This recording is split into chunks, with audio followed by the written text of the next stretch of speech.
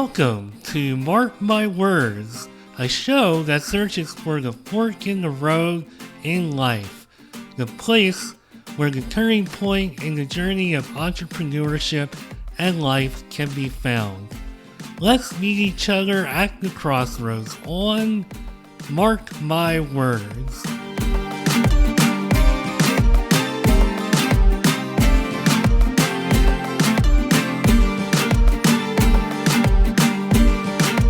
This episode is sponsored by GrowX Labs. Let's be real, leading a business is lonely. When the big decisions land on your desk, who do you actually talk to? That's where GrowX Labs comes in. Their executive decision support gives founders and execs direct access to a strategic sounding board. Someone who's been in the trenches and knows how to cut through the noise. Whether it's team tension, high-stakes moves, or just needing to talk it out, GrowX helps you move forward with clarity and confidence. Head to growxlabs.com/Marc. That's GRWX labs.com/Marc and book your discovery call. So when I hear not only about Nicholas Adkins and his movement and a little bit that I know about his story, it automatically makes me very curious to know more. And anytime you talk about anything pink or socks related, that automatically gets my attention. I feel, and I could be wrong, but I feel like there's so many movements and things going on centered around socks. And that is somehow, for me, something that always seems to unite people. So when I heard about Nicholas Adkins' movement of PinkSocks, I knew I had to have him on Mark My Words. And he kind of describes a little bit that he started this movement accidentally, which I know many of us wish that we could somehow find a way to start a movement accidentally. And I know there's a lot of meaning behind how this all started up. But Nicholas Adkins, welcome to Mark My Words. He is the co-founder, by the way, I should mention, of PinkSocks Life. Welcome to Mark My Words. How you doing today? Hey, Mark. It's good to see you. Thank you for having me on and letting me share the PinkSocks story. I can't wait to hear about it. I know you also have written a book in order to share some of these stories and your movement, and now you're making the podcast rounds. So I'm really looking forward not only to hearing about PinkSocks Life, but also to talk a little bit, because I try to get as many different types of people on this show as I can. Haven't had a whole lot of people starting up a nonprofit like an agency, so really excited to hear your perspective on building that up. And I know that you told me before I hit record that you're a serial entrepreneur, and I know that you, since I'm nosy and do my homework on everybody, I went on LinkedIn. I know you majored in psychology and then you majored in business. What were you thinking just growing up and, evolving into a professional as far as what you were going to do with your life? Did you ever imagine being a serial entrepreneur? No. I didn't.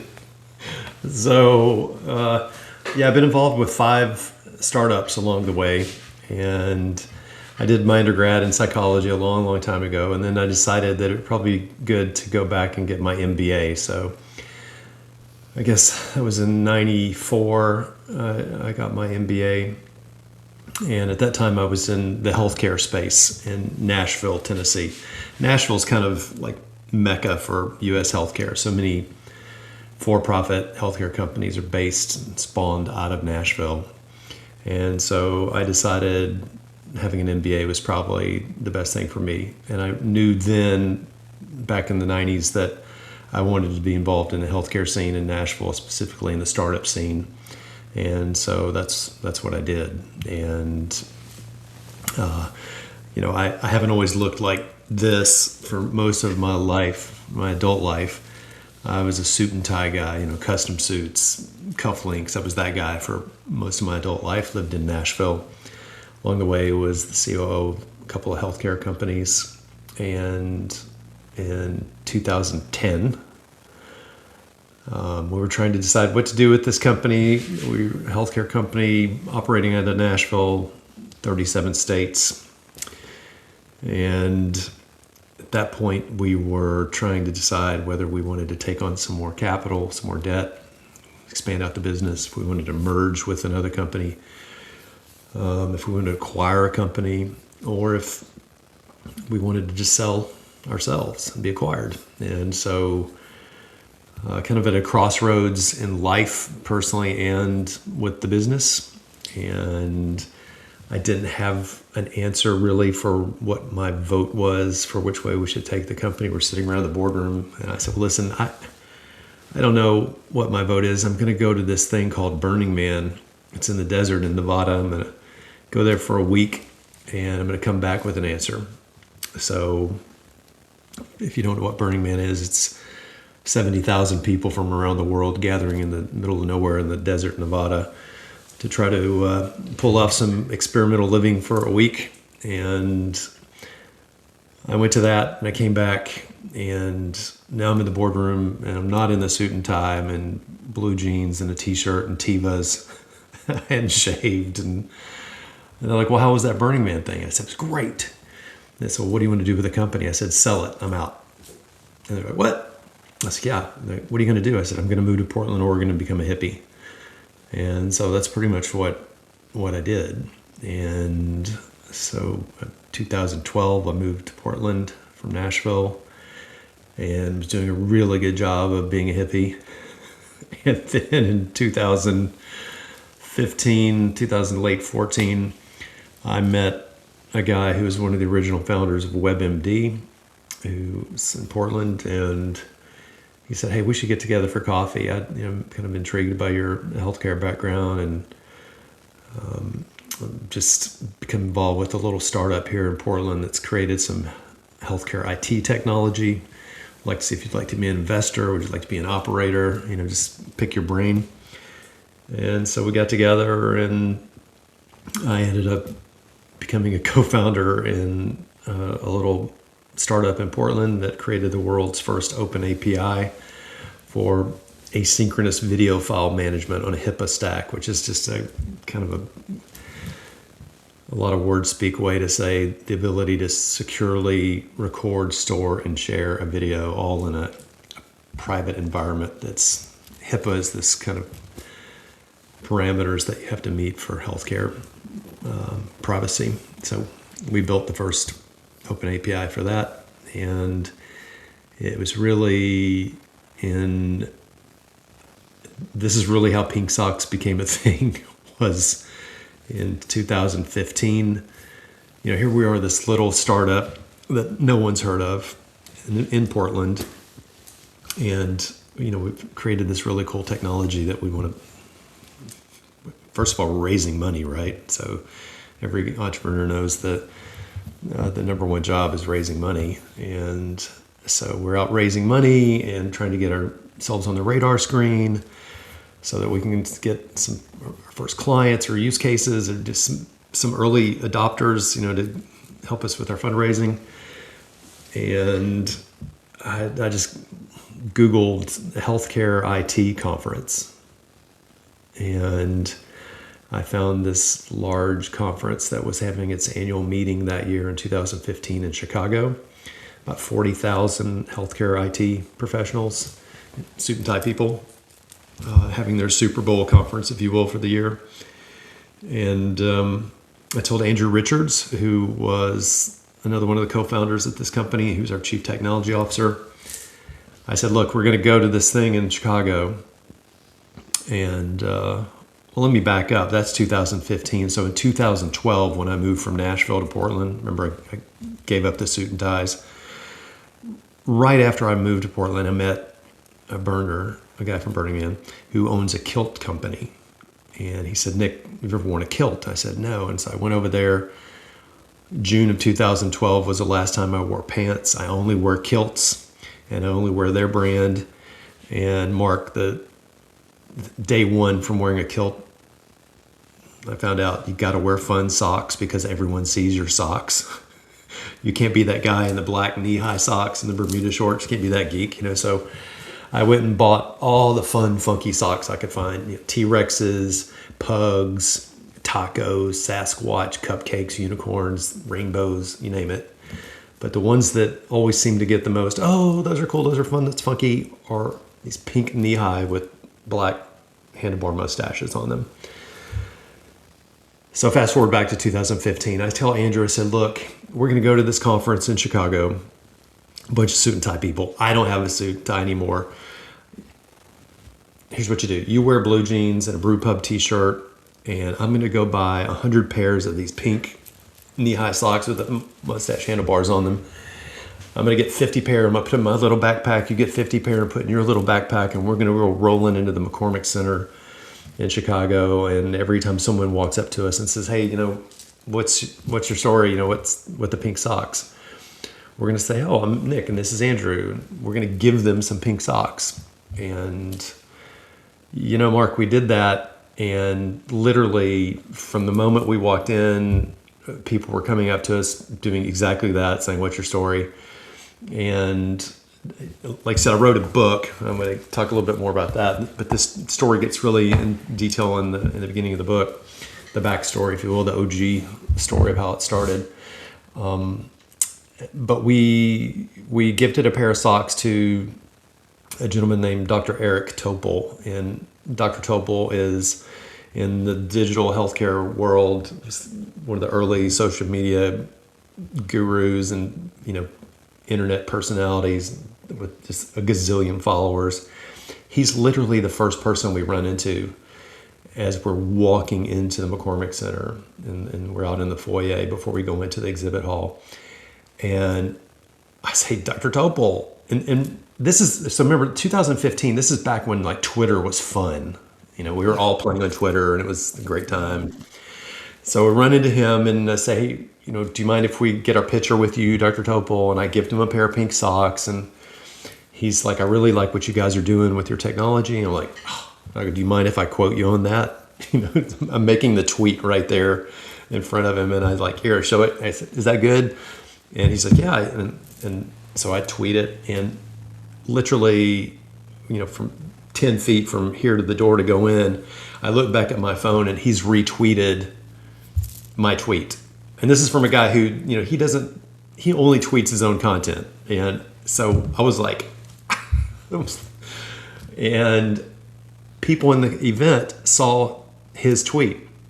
And so we were instantly validated. So people were coming up to us and saying, hey, we want you guys to come over and meet with our CTO. We want you to come meet with our chief marketing officer, our chief executive officer, our chief medical officer. I'm talking companies like, Walgreens and Intel and Dell and Microsoft. I mean, Andrew and I were just looking at each other going, what? And we use this hashtag PinkSocks, always one word, always plural, at that event. And it went viral. It took off, and we became like the hashtag leader and all this stuff. And so we went from being just nobody's heard of us to everybody was like, oh, who are the PinkSocks guys? And, we had a lot of fun with that, Marc.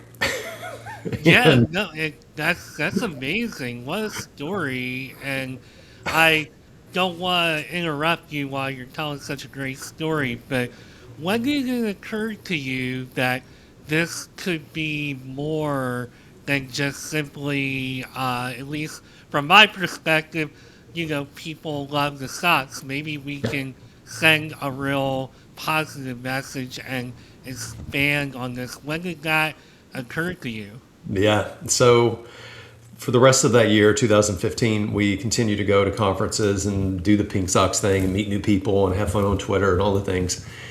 And then it was time to go back to that same annual conference, but next year it was going to be in Orlando. And I said to Andrew, I'm sitting on the sofa and we're on the phone and I'm talking to him. And I'm like, well, we can't take Pink Socks. We've got to do something different. You know, we had fun this year. We played on Twitter. We made a lot of new friends, but we've got to do something different. Somebody sent me a DM on Twitter and said, hey, Nick, did you send Pink Socks to somebody in the Netherlands? And I'm like, no. When I log in, there was a guy in the Netherlands that was gifting Pink Socks. He'd sourced them on his own and was gifting them to drive awareness for the work that he does with with Alzheimer's and dementia care.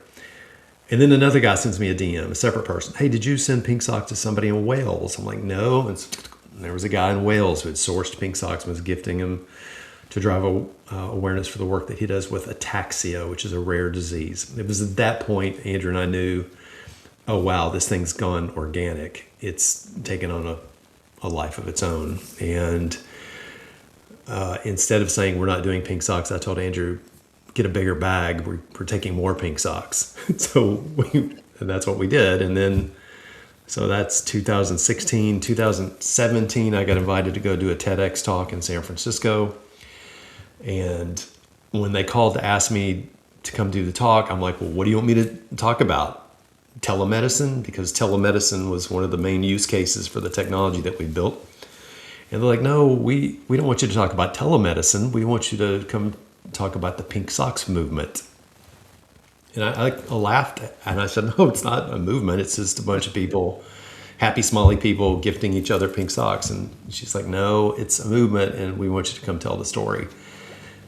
And so that's the first time we'd ever heard it called a movement. And then much like the TED people, promised, is after this, you're going to go, and that happened. So I did that TED talk in October of 2017.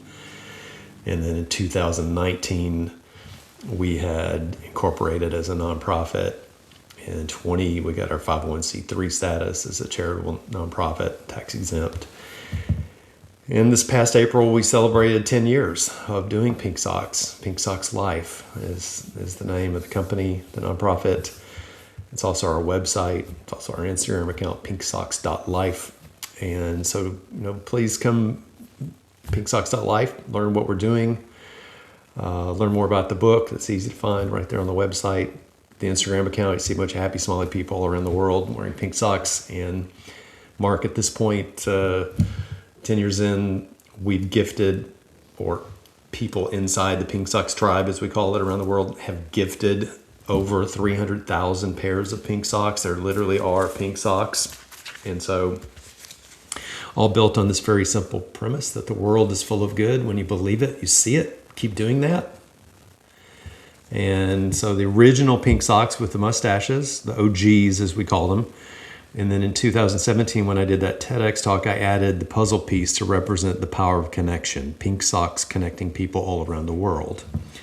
And, it's built on this ethos of gifting. And, once upon a time, someone saw your socks and said, hey, those are cool, that's fun, that's funky. And then the universe was tapping you on the shoulder saying, stop what you're doing, get off of this, stay on the bus another stop and connect. Say, hey, I'm Nick. What's your name? Oh, Marc. Hey, it's good to see you. And the real gift that we give each other, it's not the socks or the stickers or anything else. These are simply tokens, a reminder that once upon a time we had a connection. The real gift that we give each other is that sharing space with each other. It's taking our earbuds out, putting our phones down, and connecting with another human. That's such a gift. And that's really what the book's about. And it's a collection of stories along the way. I mean, it tells the story of how a pair of socks became a symbol of love and connection. But it's a collection of stories of heart speak and a reminder of how we can all choose to show up with love and kindness. And sometimes, Marc, the world can seem dark and fractured and polarized. but we still have a choice, an intention that we can show up and choose how we show up. We can choose to show up with fear, or we can choose to show up angry, or we can choose to show up with love and kindness. And the book is simply a reminder of how we can show up with love and kindness. And this is why I love when I can pick out people like you to be on this show, because I do feel like there is so much darkness and despair out there in the world today. And I, having my own platform, get to have the opportunity to bring someone on that can not only remind the audience and the rest of the world, but can remind me, because I also feel like I need the reminder that there is good in the world. There are good people Yeah. out there that are, just trying to, not necessarily the ideology of do-gooderness per se, but just, being a good human being and just spreading that love and kindness that I think we need more of. And I'd love to know, especially as somebody who moved out to Oregon specifically to bring out the hippie in themselves, would love to know how it has made you feel and has impacted you to, while you're still an entrepreneur, you're basically doing it on your own terms through, like, basically your own personality. Like this, for me, I feel like this is you, a huge reflection of you, and I think that's just really amazing. It's a great story, and I love seeing it and hearing it. How has it impacted you? Yeah, well, I'd never been involved in a nonprofit before, and there was never any intention on PinkSocks becoming structured, becoming a nonprofit, becoming a business, if you will. There was no business plan. There was no slide deck. It just happened organically. It grew as a grassroots movement around the world, and the only reason we became a nonprofit in 2019 was to put that structure around it, because by that point and I'm not going to get too much into this because this is in the book, and I really want your audience to get the book. We became involved with schools in 2018, elementary through high school here in the U.S., pre-K through high school. And we became involved with these school teachers who were teaching their kids about kindness, what they call the social emotional learning curriculum. Kindness, empathy, compassion, cooperation, anti-bullying, inclusion, Marc, all the things that grow good humans for the world. And so when we became involved with these schools, it became very obvious that we need to have some structure. There were so many people in the PinkSocks Charter around the world that wanted to help these schools. Now we needed to have a way that we could take donations and really scale it to help these schools. And like saying, then the next year we got our 501c3 status as a charitable organization.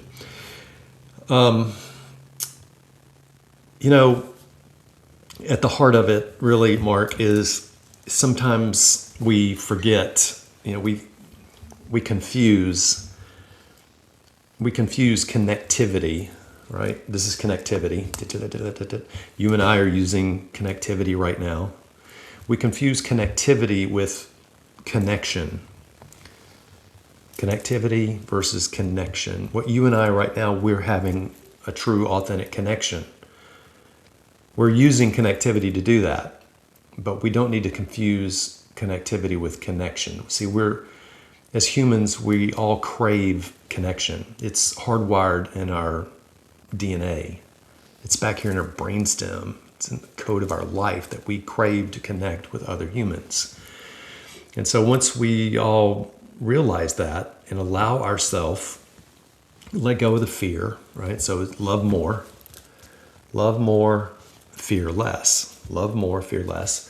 When we lean into the love and we let go of the fear and we give ourselves permission and the space to connect with someone else sitting on the bus or standing in line at the post office or the grocery store. Just those magic moments of connection when we see and realize that, hey, we're all craving this connection. We all want to say hi to each other. We all want to put our phones down for a minute and unplug and say hello. When we let go of that fear of doing that and lean into just loving more, knowing that we all want to connect, give ourselves that self permission to do it, there's magic that can happen in those moments. It's not the cure for cancer, but the small things, Mark, are often the big things. And every time, someone says, "Oh, I love your socks," or "I love the sticker," that's great. That's an opportunity for us to connect with someone else, right? So when someone, it's not just say, "Oh, thank you," and keep going. It's a call, and it needs a response. And that's the call is, "Hey, this person wants to connect." Great. "Hey, I'm Nick. What's your name?" "Oh, it's good to see you, Mark." And then a lot of times what happens, and I tell these stories in the book, I share some of the stories, is, oftentimes people will say, "Hey, do you have a minute?" I go, "Yeah, I got plenty of time. Let's just," and that person will share a story, and it's heart speak, right? It's a vulnerable story. It's usually not a happy story. It's often a story of loss, sadness, pain. It's things like, "My wife just died from cancer. I found out I have cancer. My son's in rehab. My daughter overdosed. I was thinking about killing myself today." Things like that.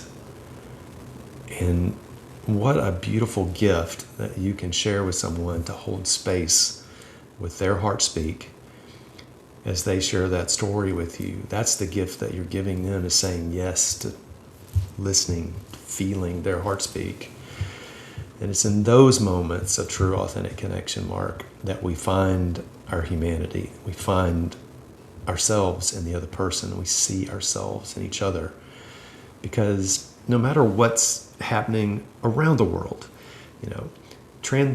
this message of PinkSocks Life, this love more, transcends all political ideologies and all geopolitical borders and boundaries. Because when we step away from the sides, if we let go of our teams and we show up just one-on-one, what we find in those moments of true authentic connection is we see in the other person, we see ourselves, and we find that we are all so much more similar, so much more the same than we are different.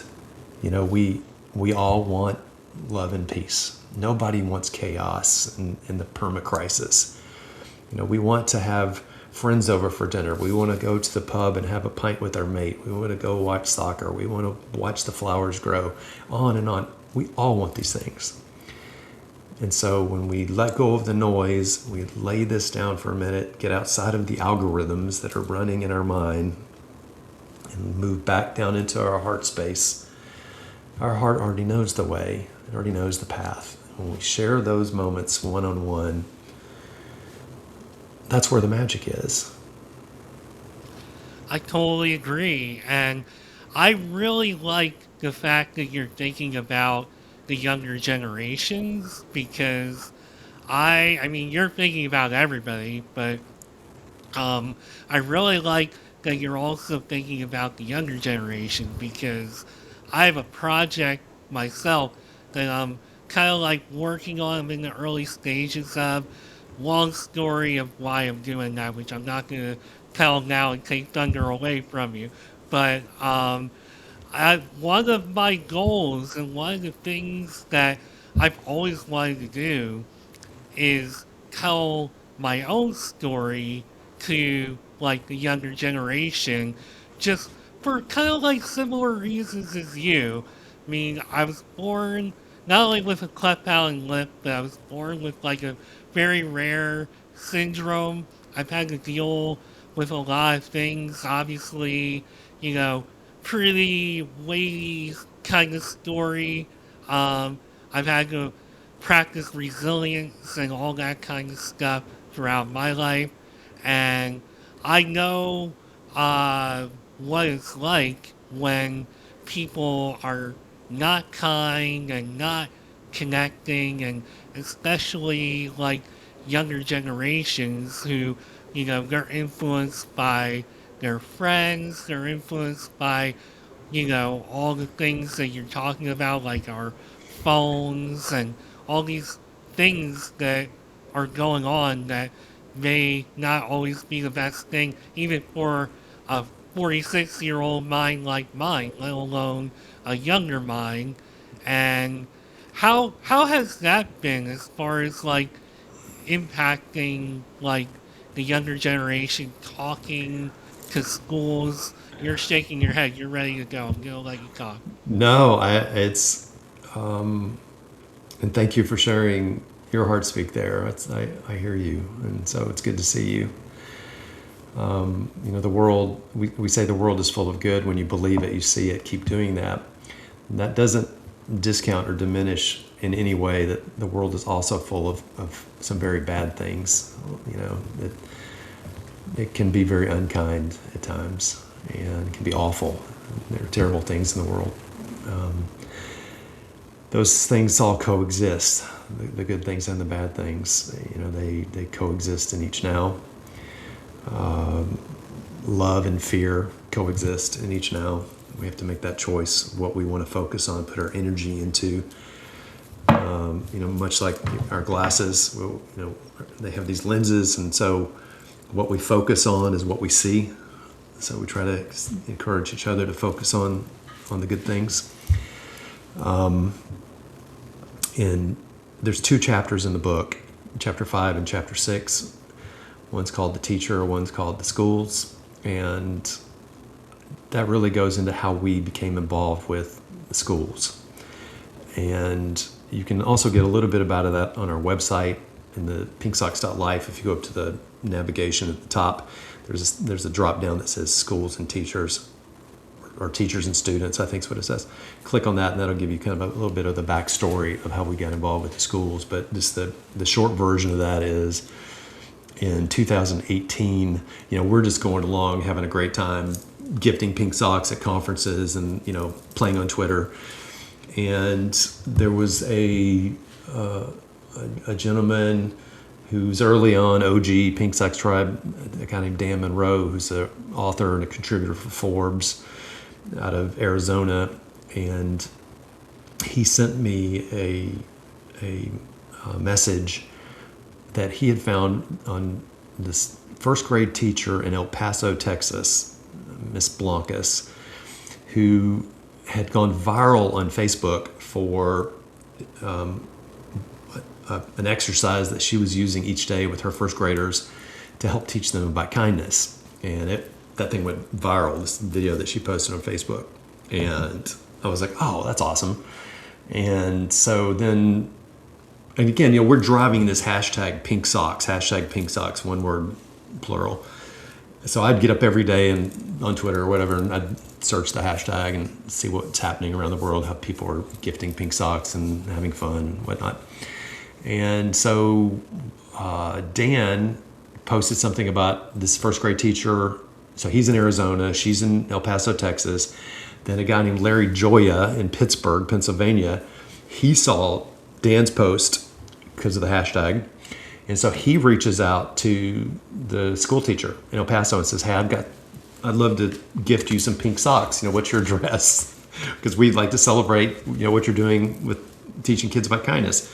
So he sends her some pink socks. Larry gifts Miss Blanca some pink socks. And then I see she puts the pink socks on, and now she's on Facebook with her class, and they're doing all these, great things about kindness. And that's when I saw her. And I was like, huh.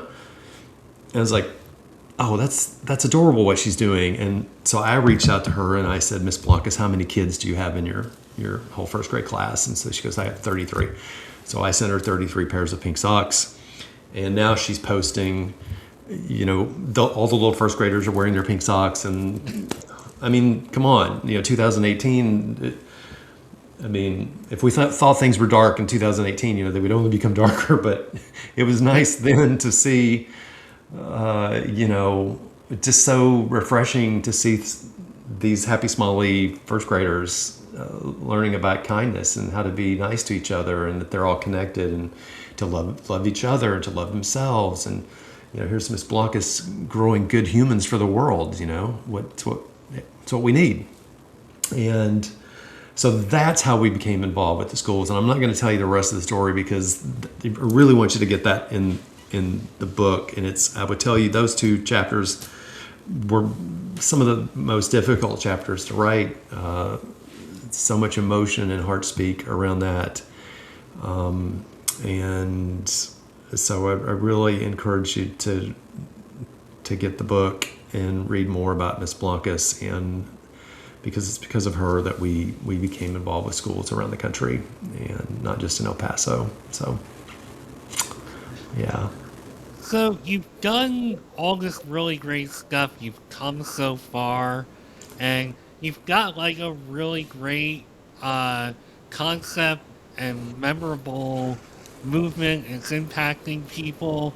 Do you ever think about what's next, or is this just it? This is what you do. Yeah, there is no plan. So, there's I just I try to stay grounded in the now and be grateful for every now. At the end of the day, I try to look back and say, well, I'm grateful for all these things that I experienced today. And then when I wake up, I go, hey, I'm still here and I'm grateful to be back. And so just trying to stay grounded in the now, grounded in gratitude and love and patience and all these things. And but that's, people say, well, what do you do, Nick? And I said, well, I spread love and kindness around the world. And they're like, no, what do you really do? I'm like, no, that's what I really do. And so, funny story that happens to me quite often, but it recently happened.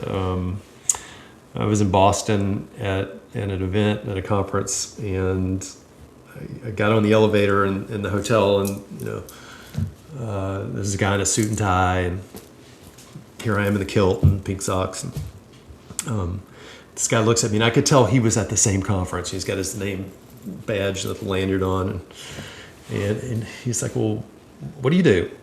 And I sort of spread love and kindness. And he goes, no, what do you really do? And I go, no, that. And I can tell he's kind of, rolling his eyes. And then stop at the next floor, and this guy gets on, also at the conference, the suit and tie guy.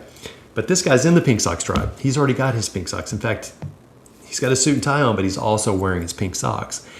And he kind of steps in, mid-conversation, like, I really do. And he looks at this guy, the first guy, who's kind of not believing me. And the guy in the pink socks, he reaches down, he lifts up his trouser pant leg there and shows the guy his pink socks, and he goes, yeah, he really does. That's what he does. He spreads love and kindness. And this guy, you could just see his mind go, so... I'd love to ask you how... He ended up getting pink socks. When we got down to the lobby, Yeah. I said, hey, I got something for you. And I reached in my old backpack and I said, these are for you. So, I'd love to ask you how all of us could fall into being able to tell people we spread love around the world. But I mean, do you even know how more of us can make that possible? Yeah. Is there even an answer to that? Yeah, absolutely. If you come to the website, PinkSocks.life, there's a big button that says gift socks. If you'd like to get some socks to gift, we provide them by the dozens because we want you wearing them and gifting them along the way. We provide them at our cost. So that's a good way. But, if pink socks isn't your thing, that's okay. I encourage you to find what is your thing. What's that thing that sparks a connection with someone? What's is it a hat? Is it a fun t-shirt that has a message on it? Is it a button? Is it a sticker? What is that thing Is it dyeing your hair pink? I don't know. Whatever your thing is, lean into that. Whatever that thing is that helps spark a connection, that's the thing you need to do. And the more you lean into that, the easier it becomes to connect with someone and say, hey, it's good to see you. And Mark, just like now, I say it's good to see you. There's different energy in these words. So let's listen. So if I said, hey, Mark, it's nice to meet you. It's nice to meet you. Versus, hey, it's good to see you, Mark. It's good to see you. Different energy in those words. So I don't ever say it's nice to meet you. I always say it's good to see you. And then when you repeat the person's name, it's good to see you, Mark. Whew. Mark, there are people, and this is a small thing, but it's huge. There are people that will go their whole lives in this time, in this dimension, without having someone say those words to them. It's good to see you. Yeah, it is. It's good to see you. And what a gift you can give someone by saying those words to them. And, there's opportunity for that all the time. Sitting next to you on the train, standing in line at the post office or the grocery store. We all have these opportunities, these moments when we can connect and share those magic words with someone. Because when I say it's good to see you, to someone I've never seen before, in line at the post office, let's say, that says there's no judgment. The construct of judgment is gone. I don't know where you work. I don't know where you don't work. I don't know where you went to school. I don't know where you didn't go to school. I don't know how much money you have, how much money you don't have. None of those things matter right now. Right now, it's just, hey, it's good to see you. There's only now and love right now. We let go of the rest of the construct. And so, yeah, we each have opportunities to show up and practice that. And it is a practice. It's a meditation. And the more you do it, the easier it becomes, just like anything else that we practice. And so showing up with love and kindness, it may be a stretch, for some people. Maybe it's not, most people are like, oh, I can't ever talk to someone. I'm too much of an introvert to do that. And that's where we say, well, let's use PinkSocks as a tool to help you. Let's help this. This will help you spark a connection. Even on the back label, it says every time you wear these, you're going to connect with someone. So these are the instructions or the directions on the PinkSocks telling you what to do, right? So every time you wear these, you're going to connect with someone that had you not been wearing the PinkSocks that day, the two of you would have missed each other. When someone says, hey, I like your socks, that's your opportunity to connect. Don't miss each one of those moments to connect, right? You got this. And like I say, if pink socks aren't your thing, find the thing that is and go with it. And it just becomes easier and easier and easier each time. And we all want it. The person you're connecting with wants that moment of connection just as much as you do. We're all craving it. So. Well, my thing today was having you on Mark My Words, and you have really lifted up my day just with your incredibly powerful but simple messaging. I just love your perspective, and it's been fantastic to hear you talk.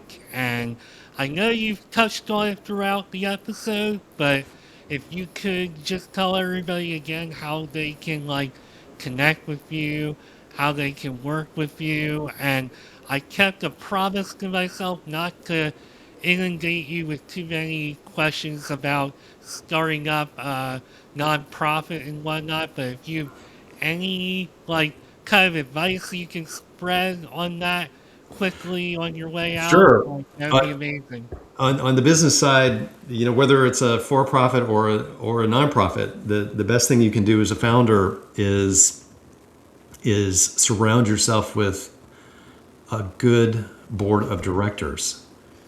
Yeah, I mean that's probably the number one thing when you get going. And this thing has some structure around it and you're out raising money, you need to have a board around you that can help you, that can support you, that can protect you, that's always an ally. It's mission critical that you put together a board that can support you regardless of profit or nonprofit status. So I'm very grateful for my board of directors. It's just couldn't do this without them, and very grateful for my board. So that's, wearing the business hat, that's probably my best business advice for any founders is really, really have a good relationship with your board. And then the rest is just come to PinkSocks.life, to find the book. The easy, you could search it on Amazon, but it seems like Amazon's hard to search because you have to type in the whole title. You're not going to remember that, but if you can remember PinkSocks.life, just come to the homepage. There's a picture of the book. Click the book. Takes you to a page about the book. Click on the thing. It says available at Amazon. Click that. Takes you right to Amazon. Easy. All the proceeds from the sale of the book go back to the nonprofit to support its mission of spreading love and kindness around the world.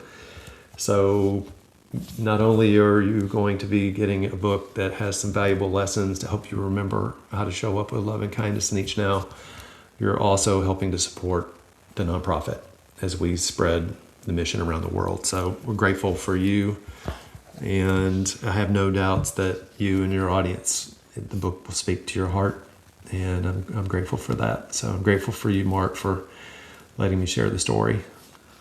I'm grateful that you came on the show today and you taught me the true meaning of it's good to see you, and it was really great to see you and to have you on today.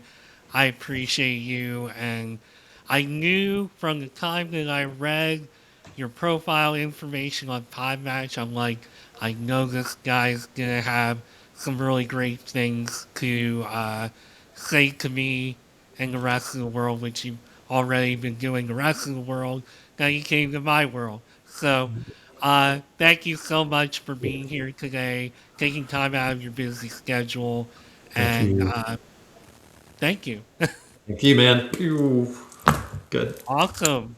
Well, Grateful. again, this was Nicholas Adkins, and I'm Mark Schmidt. I'm your host of Mark My Words. I will see you again soon with another episode. Thanks for tuning in.